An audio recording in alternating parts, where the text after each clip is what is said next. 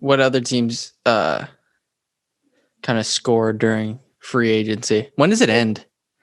So it keeps going on forever, basically. I Oh mean, yeah, okay, got it. yeah, like teams can even Oh, sign. until the trade deadline, Yeah, obviously. yeah, even after, like then you get to the buyout market and all that stuff.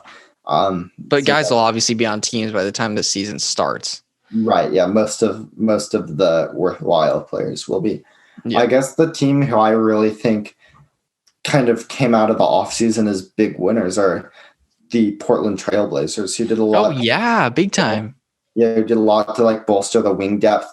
The defense in Portland was just atrocious last year. I think we were like 26th or 27th in the league. That should no longer be the case going into this next season. So just making improvements in all the areas that were sort of weak points. I just think a very smart offseason and a very well thought out allocation of resources for Neil Olshey and the Portland front office. Yeah, Melo taking the league minimum, Yeah, you have the same contract. which I think is clutch.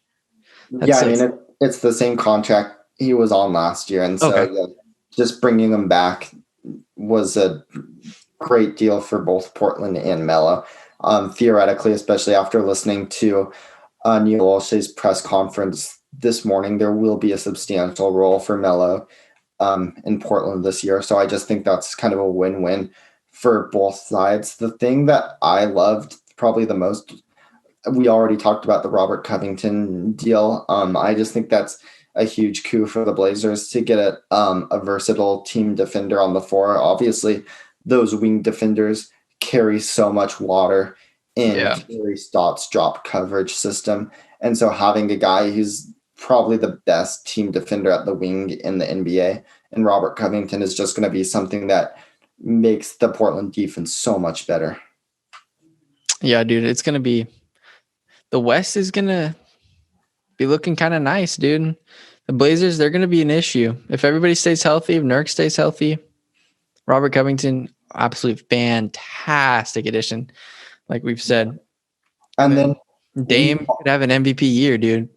I mean, he's been basically on the verge of being an MVP like the last 2-3 years. So I mean, yeah, I think he's finished top 5 last year. So yep. Yeah, he's definitely like one of the premier players in the league. But also when we touched on it earlier, the absolute not meltdown. It wasn't a meltdown, but just the disaster in Boston, and the Blazers were able to benefit off of that by getting their backup center for free, basically. Like we had a $6 million trade exception. We've talked about it on this program before, leftover from the Kent Bazemore, Trevor. Oh, Ennis?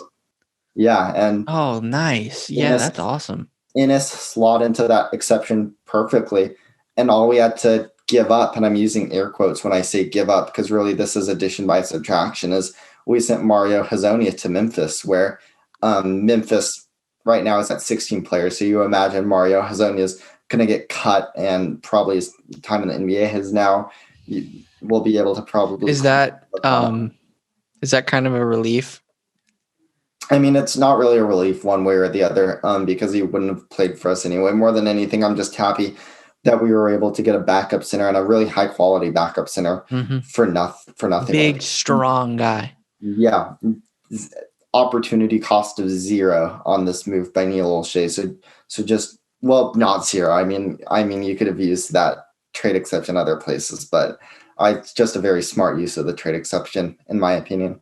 Which brings us to the biggest Blazer offseason signing just in terms of the price tag, Derrick Jones Jr. Wait, when did you get him?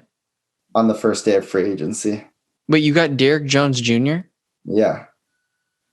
From the Heat? Yeah. And we didn't know about this on our prior podcast? No, our last podcast was before free agency. Bruh. That's sick. I bet Shannon's so happy. Yeah. You had him going to the Mavs, though, huh? Yeah, oh yeah. Yeah, I had him go to the Mavs. Good memory. But I think he'll fit good on this. Oh, well, not good. I think he'll fit well on this Blazers team, too. That's freaking sick, dude. You guys are clutching up. Dude, you guys are kind of deep. Oh, yeah. Probably the deepest team in the league. Bro, and because he's big, long, and he can shoot, right? Not the greatest shooter in the Okay. world.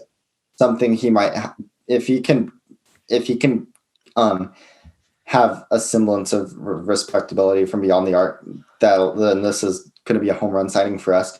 Dang. But basically, the theory with Derrick Jones Jr. on the Blazers is that while Robert Covington is one of the best defenders at the wing in the NBA, he's really the most effective as a help defender, guy who can protect the rim on rotations, best hands in the NBA, gets a ton of steals, a lot of blocks. But he's not really the guy you want to match up one-on-one against the NBA's best wings. Like, he's not going to be able to stop a Kawhi Leonard or a LeBron James Well, who does though? one-on-one. Derrick Jones is actually a guy who can. He has quick feet, very long arms. He can stay in front of anybody. He's not as strong as a defender like a PJ Tucker or OG Anunoby, which is kind of his one shortcoming, but he's able to make up for that pretty well with length. So this is just going to be massive for us in the playoffs, especially if, like I said before, his shooting can come through. And taking a gamble on a guy who's 23 is not something I really expected us to do. I kind of thought we'd go after a more established player like Crowder or Millsap, and part of me still thinks that might have been the way to go, especially when you look at the kind of construct of the contract we signed Derrick Jones Jr. to. It leaves the future a little bit more in doubt than I think I would have liked it to be going into the offseason. But Derrick Jones Jr. is a super talented player. It can jump out of the gym, probably the most athletic in just terms of like a running and jumping standpoint in the NBA. So a great signing for the Blazers. And just to kind of touch base on it. Fantastic. And if he works out, he's only 23, dude. Like, you know what I mean? Well, and that's what I was about to get to. Like, I keep forgetting to do this. I keep forgetting to lead off with the contract. So it's 2 years, 19 million. Second year is a player option, and that's kind of what I'm worried about. Is Derrick Jones Jr. is a guy who has a ton of upside. Like, so yeah, if he pops off, he could leave. Right, 100%, and that's it's sort of an upside play because if he gets the shot together, if he can like play defense like we hope he can against the best wings in the NBA, he's all of a sudden going to be a very valuable player, and that will and the thing I always assume with player options is that the player is going to make the right choice. So if his second year he's going to be paid $10 million, if that's a good deal for us, he'll opt out. But if he plays poorly and that would be an overpay, he'll opt into it. And so it's kind of a lose-lose situation for us. So yeah, but if you want to win and you're like where you're at in Portland, I mean, stay there. Because if a team's reaching for you and they're paying you a lot of money, you kind of just got to weigh like, do I want to be on another shitty team or do I want to be a team with like a freaking MVP? They can carry us on our shoulders at the finals potentially, especially with how much depth we've got. You know what I mean? I mean, I don't know if my expectations for the Blazers are at that. I mean, bro, I think that their only thing that they've had that's been killing them is obviously injuries in depth.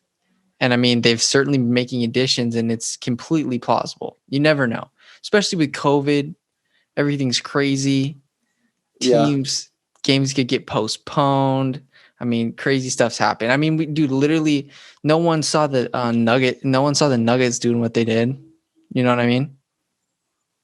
There's no reason why the Blazers couldn't make a playoff run. Well, sure, but I mean, we made a playoff run in like 2019, so I think we can do that again. Well, I wouldn't be surprised for us. I mean, you guys had to battle your asses off just to get into the playoffs. Then you're exhausted.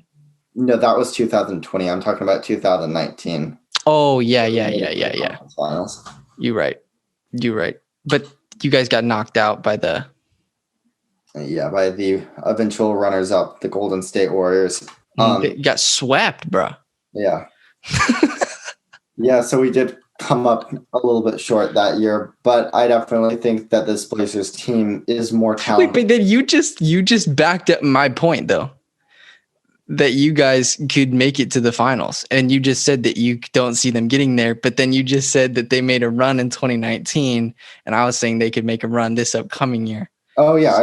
My bad. I thought you meant like as a potential championship winner, and I thought that was a little bit further than I'm willing to go at this point, but totally. Well, you never know. I mean, if you're in the Western Conference Finals against the Warriors, and the Warriors obviously aren't the same team, but I mean, obviously the West is stacked though. Yeah, but I think it's completely possible. Like crazier stuff's happened, and they definitely have the pieces to make stuff work, especially with guarding big guys on the outside because you basically doubled.